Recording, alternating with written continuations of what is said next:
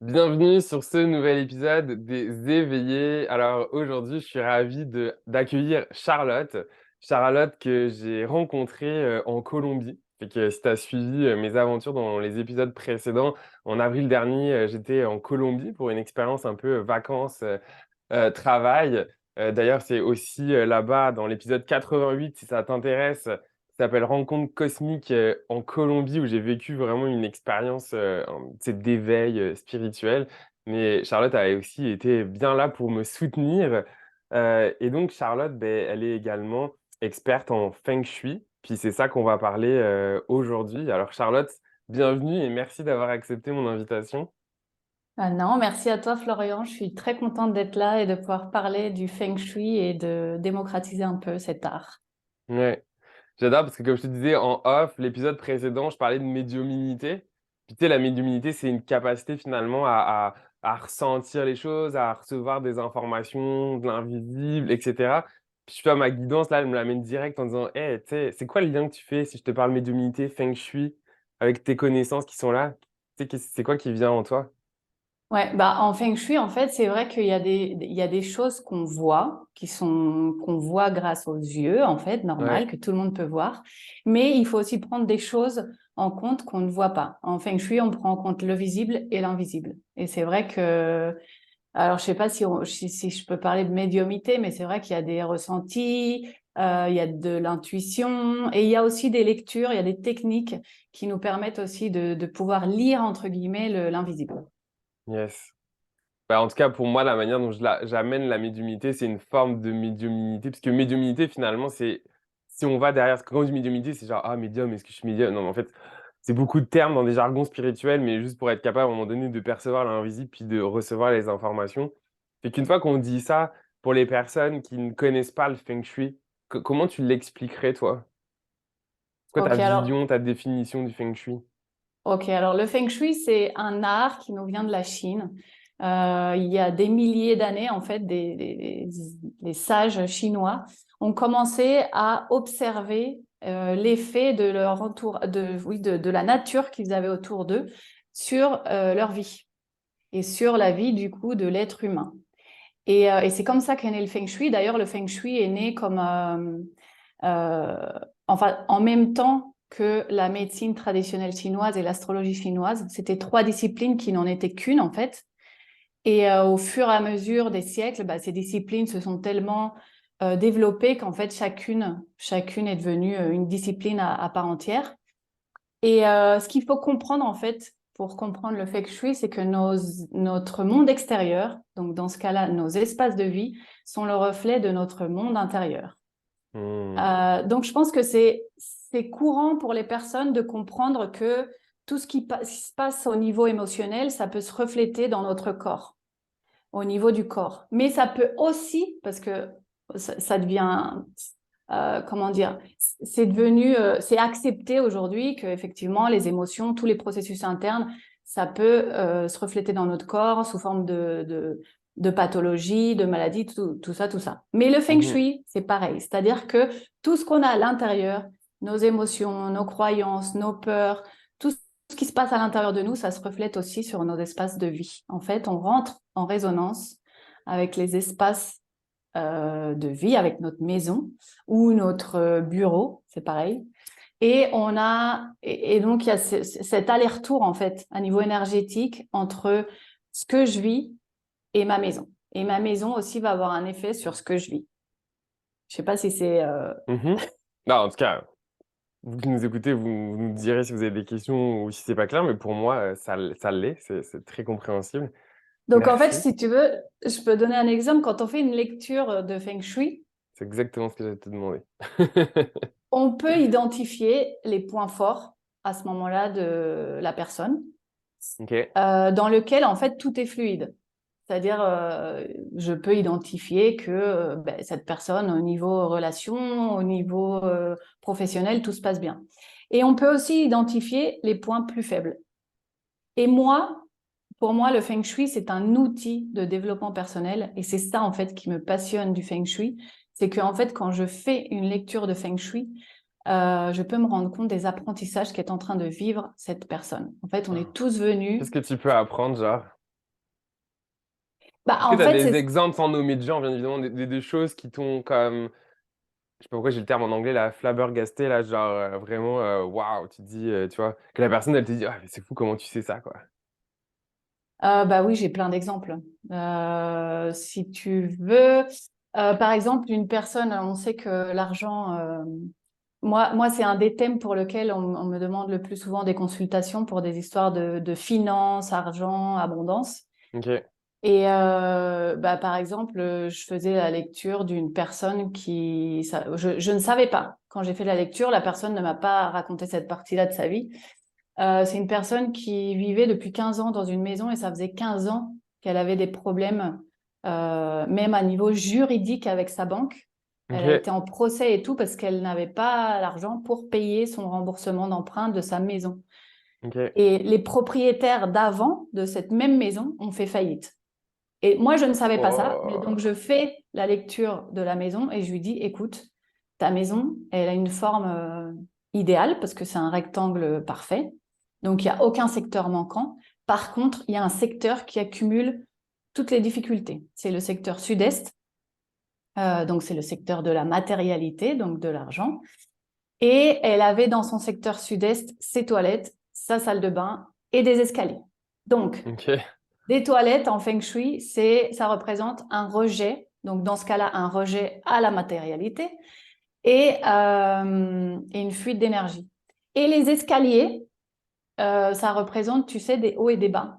C'est Hmm. vraiment l'énergie, elle monte et elle descend. Elle monte et elle descend, donc il n'y a pas Ok, il y a pas de stabilité en fait. ok, Des fois, il y a de l'argent, mais des fois, il n'y en a pas. Ou des fois, il y a de ok. l'argent, mais tout de suite, l'argent Il n'y a s'en plus. va, quoi. Ouais. Donc, il n'y a pas de stabilité. Donc, je lui raconte tout ça, elle me regarde, elle me fait, attends, mais tu viens de raconter ma vie, quoi. Tu viens de raconter ma vie sur mes dernières 15 années. Et là, elle me raconte que Wow. voilà, ça fait 15 ans qu'elle est en Ouh. procès avec enfin, qu'elle a eu des procès avec sa banque, tout ça, tout ça, tout ça. Donc, ça, c'est un exemple des choses qu'on peut identifier. Donc, évidemment, moi, comme moi, je vois le feng shui comme un outil de développement personnel, c'est super important que la personne en parallèle fasse tout son travail intérieur, en fait, et Mhm. soit en ouverture pour justement travailler aussi au niveau intérieur. Moi, je mets en place les solutions Feng Shui, mais là, Et tu donc vois, là, dans ce cas, c'était quoi les solutions? Parce qu'une fois que tu arrives avec ça, on fait quoi concrètement là? donc il y a plusieurs solutions qu'on peut amener, notamment quand c'est des toilettes, on peut utiliser la visualisation. Il y a aussi d'autres solutions matérielles. Et là, dans ce cas-là, comme il y avait un rejet au niveau de la matérialité, bah, on essaye de creuser aussi avec la personne d'où vient ce rejet. Et c'est super important de faire ce double Ok. travail. Voilà, donc ça, c'est un exemple. Si tu veux, je te donne un autre exemple Ouais. sur les relations. En fait, les deux thèmes pour lesquels on vient me voir le plus souvent, c'est vraiment ça, là. C'est des thèmes qui reviennent énormément. C'est l'argent et les relations de couple. Donc Hmm. là, c'est pareil, je vais chez donc deux personnes, un couple. Disons que le couple, là, dans ce cas-là, je les connaissais. Donc, je connaissais un peu la dynamique du couple. Et tu sais, c'est un couple où la femme, elle contrôlait complètement l'homme. Et plus que le contrôler, en fait, elle lui parlait mal, elle lui disait de se taire. En fait, en public, elle le traitait super mal. Ok. Donc, je me suis dit, mais ça va être intéressant de faire cette analyse pour voir ce qu'on découvre. Et donc, j'arrive. Et déjà, quand on commence un processus de feng shui, on commence par l'extérieur, tout ce qui est à l'extérieur de l'habitation. Parce que ce qui est à l'extérieur, ça va forcément alimenter aussi ce qu'il y a à l'intérieur. C'est pas la même chose de vivre à côté d'une forêt ou à côté Hmm. de la mer que de vivre à côté d'un hôpital, à côté d'une prison, enfin voilà, pour les cas extrêmes. Et là, donc, quand je regarde l'extérieur de leur habitation, du côté féminin, on avait une montagne énorme. Tu vois, l'appartement, Ouais. l'immeuble, il était situé sur une pente. Ben, c'était à Medellín et tu as vu qu'il y a des montagnes partout autour. Ouais. Donc, en fait, il était en plein dans une pente. Donc, du côté du féminin, on avait une immense montagne et du côté du masculin, on avait la vallée. Et en plus, Wow. aucun immeuble qui puisse faire le contrepoids de la montagne de l'autre côté. C'était que Ok. des maisons basses. Donc, en fait, on avait un féminin très fort et un masculin complètement absent. Donc, déjà, je dis, OK, cool. Ensuite, on rentre enfin, je rentre dans l'appartement et là, je me rends compte que le secteur de l'homme se trouve dans les toilettes. Donc là, c'est pareil, il y a un rejet en relation avec l'énergie masculine. Et en plus, dans la cuisine, qui est en plein centre de la maison, parce que c'était un appart avec une zone commune ouverte. Donc, tu avais la cuisine, la salle à manger et le salon. C'était un espace énorme. Mais au centre de cet espace énorme, dans la cuisine, il y avait, tu sais, un porte-couteau un peu design. Tu sais, Ok. ouais, porte-couteau design en forme d'un homme. Et tous les couteaux traversaient le corps de l'homme. Ok. C'est Donc là, c'est intense. vrai. Oui, là, c'est vraiment un homme blessé, quoi, Ouais. qu'on trouve. Donc voilà. Donc ça, c'est en fait des exemples où c'est vraiment super, ça saute vraiment aux yeux, en fait. Après, il y a d'autres situations où c'est pas aussi clair, mais on arrive toujours à percevoir quels sont les apprentissages du moment. Et Ok. pour moi, c'est une des choses les plus belles du Feng Shui parce que c'est vraiment à chaque fois que je fais une étude de Feng Shui, c'est vraiment waouh, à chaque fois je revis, tu vois, la surprise des premières fois, quoi. Ouais.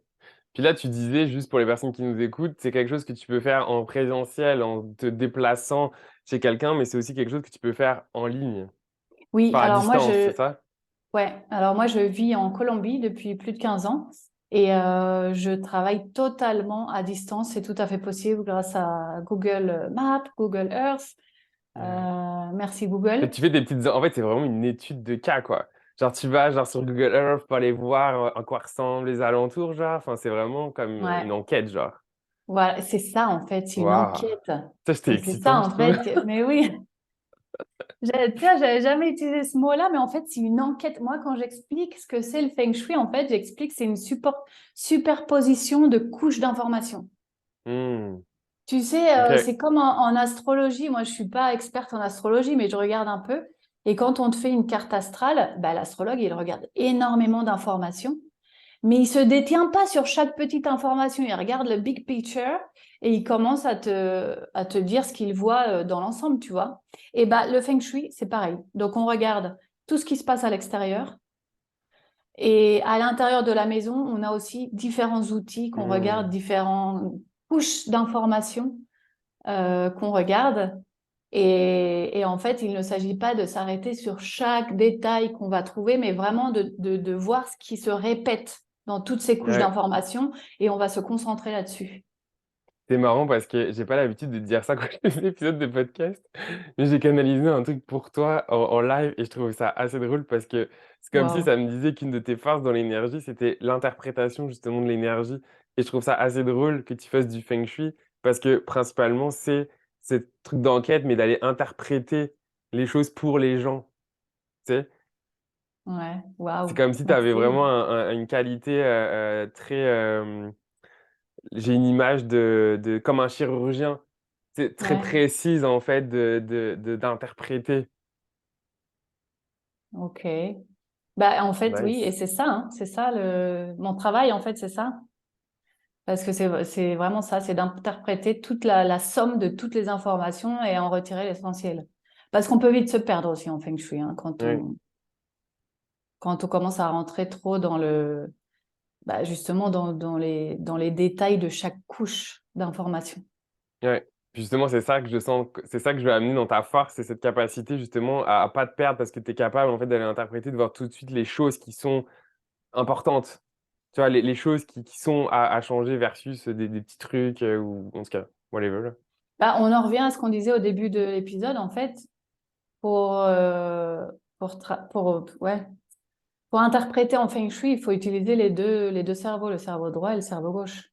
Mm, Parce qu'il y a en effet ce côté analytique et méthodique, mais il y a aussi le côté, bah voilà, il faut se connecter, il faut écouter aussi son intuition, se laisser guider.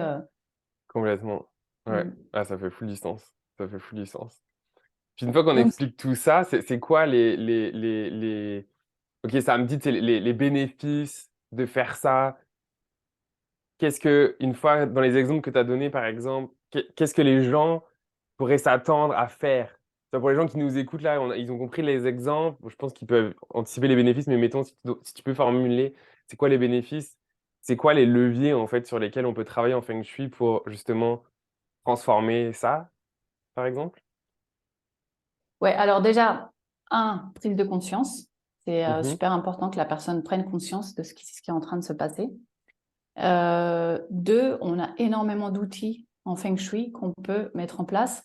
Et non, il n'est pas nécessairement, enfin, c'est pas nécessaire de faire des rénovations complètes de maison. Pas besoin de raser la maison et la reconstruire, quoi. Non, c'est vraiment dans la C'est pour plupart ça des qu'ils cas, pourraient c'est des avoir peur choses d'aller au Feng simples. Shui pour qu'on leur dise, bon, bah là, désolé, il faut raser votre maison.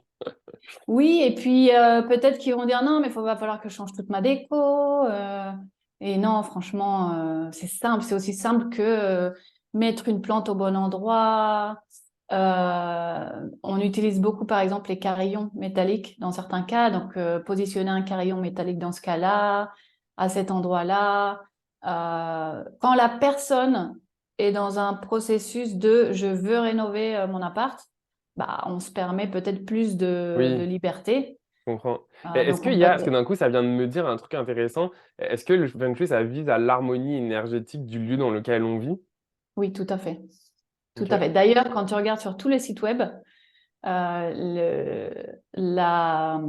définition que tu trouves, qui moi au début me dérangeait parce que je me disais ça ne me dit rien en fait, c'est le Feng Shui sert à harmoniser les énergies des espaces où l'on Hmm. vit. Parce qu'en fait, j'ai En une fait, image qui m'est venue avec ce terme-là. C'est comme si dans nos espaces, il pouvait y avoir des trous énergétiques ou des trucs, je sais pas trop comment le nommer avec des mots là, mais mettons des trucs qui sont pas bien énergétiquement, puis c'est d'aller justement transmuter ça avec, bah, comme tu dis, là, des objets ou des choses à changer pour faire en sorte que ça, comme d'un coup, réharmonise les choses. tout à fait. Donc, en fait, bon, tu le sais, l'énergie, c'est mouvement. L'énergie Mhm. doit être en permanent mouvement, sinon il n'y a pas de vie. Quand l'énergie stagne, il n'y a pas de vie. Donc, ça, c'est une des choses qu'on va faire parmi tant d'autres. Quand on fait une étude de Feng Shui, c'est regarder, par exemple, les endroits où l'énergie stagne. Alors, typiquement, une pièce qui n'est jamais utilisée ou un recoin d'une pièce où il y a des trucs entassés, ça va être une énergie stagnante. Hmm. Ou, par exemple, un placard, tu sais, le placard typique fourre-tout, où on met jamais le nez dedans parce que c'est comme un trou Ouais, noir. ouais. Bah, voilà, tout ça, c'est des énergies C'est bloquées. marrant, Donc, tu quand disais ça, on... j'étais en train de penser à un gros tas de bordel qui est à ma gauche, que je vois depuis je sais pas combien de temps, mais que tu vois, ça me Voilà, tente donc pas. du coup, ce serait intéressant de voir sur le plan de ta maison, dans quel secteur se trouve le coin bordélique. Ok. Ah, Parce que ça peut nous intéressant. donner une information. Donc ça, c'est ce qu'on fait en fait. Je dis pas juste à la personne, oh, ça, il faut ranger. Non. Oui, non, j'imagine. On essaye de comprendre pourquoi il y a un blocage à ce niveau-là. Par exemple, un exemple d'une personne qui s'était séparée, mais toujours en contact avec son ex. Et en fait, et elle a consulté parce qu'elle n'arrivait pas à refaire sa vie. Et en fait, en plein dans le secteur de l'homme, elle avait emmagasiné, c'était une chambre qu'elle n'utilisait pas, elle avait emmagasiné toutes les affaires de son ex qu'elle ne lui avait pas encore rendues. En fait, lui, il avait pris ça comme un débarras, il n'avait pas de place pour ces choses-là, il lui avait Ouais. demandé de garder ça chez elle. Et en fait, bah voilà. Donc là, il y a un blocage Ouh. vraiment super bah, qui saute aux yeux pour nous, pas forcément pour la personne. Ouais, ouais. Mais quand Mais on comment ça commence marche? à Est-ce que la prendre personne, elle conscience. doit avoir genre le plan de chez elle? En tout Oui, cas, dans le alors cas comment où ça toi, se tu peux pas te passe? déplacer là, mais comment ça se passe concrètement? Alors, les Tiens, mettons, on personnes, va donner un cas. Moi, je viens de te voir en disant, hey Charlotte, tu sais, j'aimerais ça. Moi, je suis à Montréal, toi, t'es en Colombie. Comment ça ouais. marche? Donc, je t'envoie un petit formulaire super simple à répondre avec, par exemple, des questions comme ton adresse, ta date de naissance. La date de naissance en Feng Shui, c'est super important. On pourra Ah y ouais, fait que tu revenir recoupes plus tard. vraiment l'habitat, le lieu, tout ça, avec aussi la personne, puis un peu Ah oui, tout à fait. sa Ouais. carte du ciel ou des choses comme ça, genre. Ouais, ouais. Ah waouh, ok. Donc, en fait, je t'envoie ce petit formulaire avec ces informations-là. Ensuite, je te demande le plan de là où tu habites et des photos de Ok. chacun des espaces. Donc, avec ça, moi, je prépare notre premier rendez-vous. En fait, ça se passe en 2 rendez-vous. Je prépare notre premier rendez-vous. Donc, tu vois, je commence à analyser le plan, tout ça, tout ça. Et pendant notre premier rendez-vous, il y a toujours des questions sur la distribution des pièces, sur ces choses-là. Donc, je Mhm. pose toutes les questions que j'ai à poser à ce moment-là pour aller plus loin dans l'analyse. Et pendant ce premier rendez-vous qui dure à peu près 1 heure, on va aussi parler de tes attentes et de ce qui était en train de vivre en fait à ce moment-là de ta vie. Peut-être de tes blocages. En fait, on va parler de tout ce qui t'a motivé euh, à faire le pas d'une expertise Feng Shui. Ensuite, une fois que j'ai toutes ces informations, je fais l'analyse complète. En général, ça prend entre 1 semaine et 10 jours.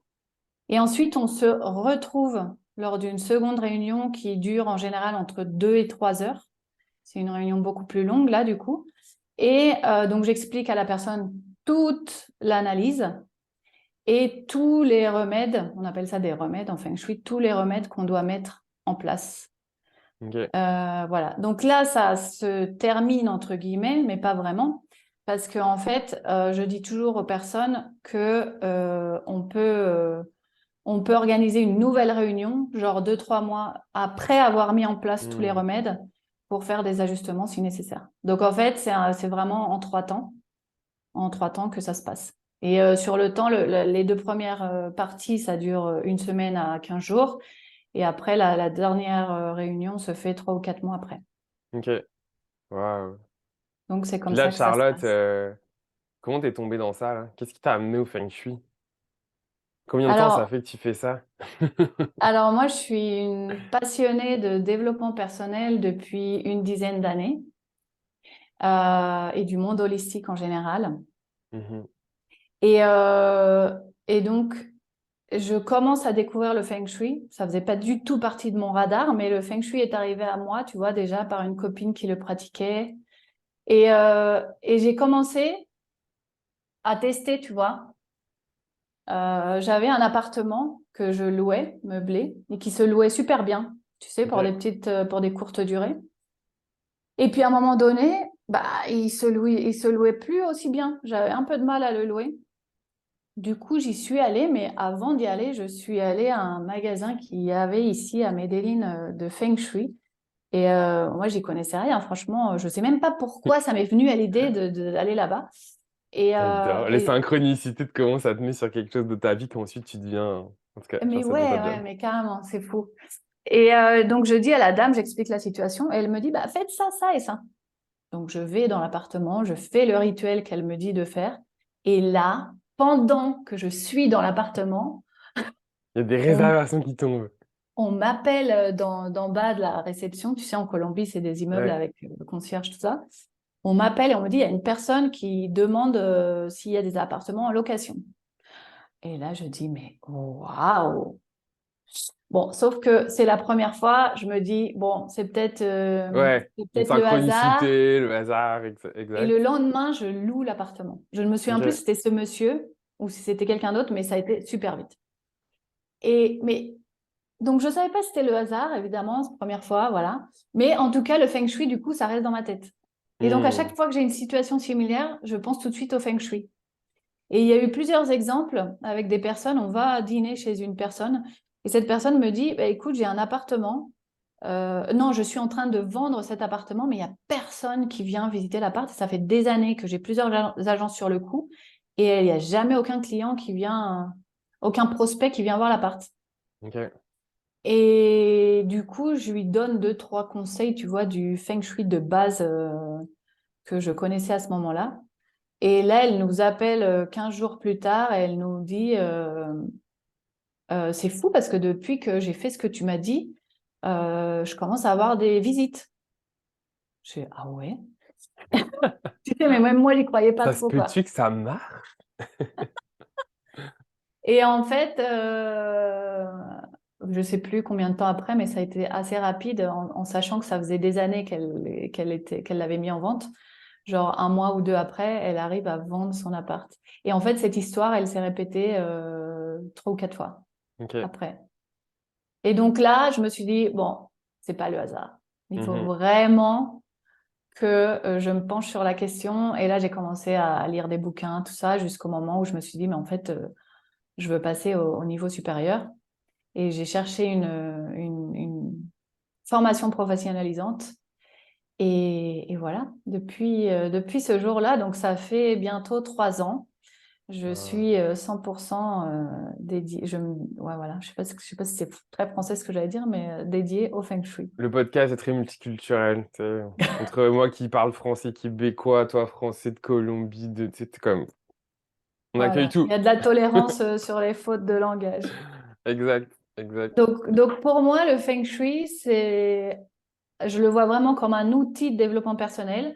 Il y a d'autres experts en Feng Shui qui ne le voient pas forcément comme ça, Mhm. qui vont beaucoup plus à la solution physique. Mais moi, j'aime bien allier la solution physique et le travail intérieur de Mhm. la personne. Mais ça fait du sens. En tout cas, pour moi, ça fait beaucoup de sens.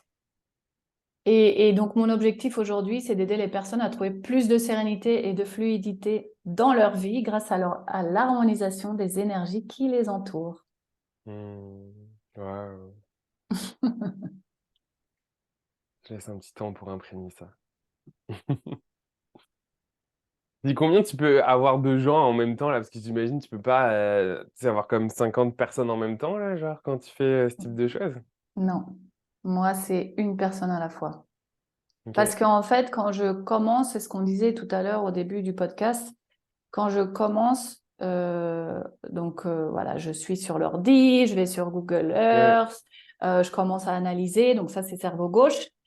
Mais après, en fait, il faut laisser le temps au cerveau droit de faire son travail. Donc ouais. en fait, quand je commence une étude de Feng Shui, je me concentre vraiment sur ce cas. Euh, et ouais, voilà, j'aime pas avoir deux trucs en même temps, deux études en même temps. Je préfère vraiment fermer un chapitre et en commencer un autre. Ouais. Ouais. Waouh, trop bien. J'adore, je trouve ça hyper intéressant. Fait que si toi aussi qui nous écoutes, tu trouves ça intéressant, ça résonne en toi, ben, en tout cas, dis-le moi là, soit sur Instagram ou en commentaire sur YouTube si tu as des questions. Puis dans la description de l'épisode, tu vas retrouver toutes les informations pour pouvoir rejoindre Charlotte sur les réseaux, son Instagram. Qu'est-ce qu'il y a d'autre que les gens vont retrouver? Insta principalement. Moi, Ouais. jusqu'à présent, j'avais un Insta en espagnol parce que je vis en Colombie. Mhm. Mais d'ici quelques jours, donc peut-être quand ce podcast sera, comment on dit, En ligne. euh, en ligne, peut-être que j'aurai déjà mon Insta français d'actif, en tout cas, où je Bon, tu sais quoi, on commencerai va mettre les prochainement. deux. Voilà, on Instagram mettra les deux. espagnol, Instagram français, comme ça. S'il y en a qui parlent espagnol, qui ont envie de te découvrir en espagnol, bah écoute, ils te découvriront en espagnol. Si ça te va. Tout à fait.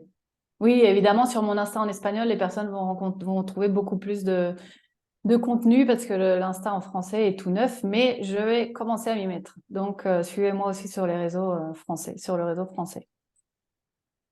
Super. Ben, un gros merci, Charlotte, d'avoir accepté mon invitation pour venir nous parler Feng Shui au micro des éveillés. Fait que toi qui nous as écoutés, ben, merci d'avoir écouté jusque-là. Vraiment, partage cet épisode si ça t'a plu, si tu as envie justement de faire découvrir le Feng Shui autour de toi, à commenter sur YouTube ou à partager, commenter, en tout cas sur Instagram, whatever où tu veux. Moi, j'adore vous lire et avoir les feedbacks justement sur les épisodes. Fait que merci beaucoup. Et puis, bah, à mardi prochain pour un nouvel épisode des éveillés. Ciao! Merci à toi, Florian. J'ai vraiment passé un bon moment. Merci.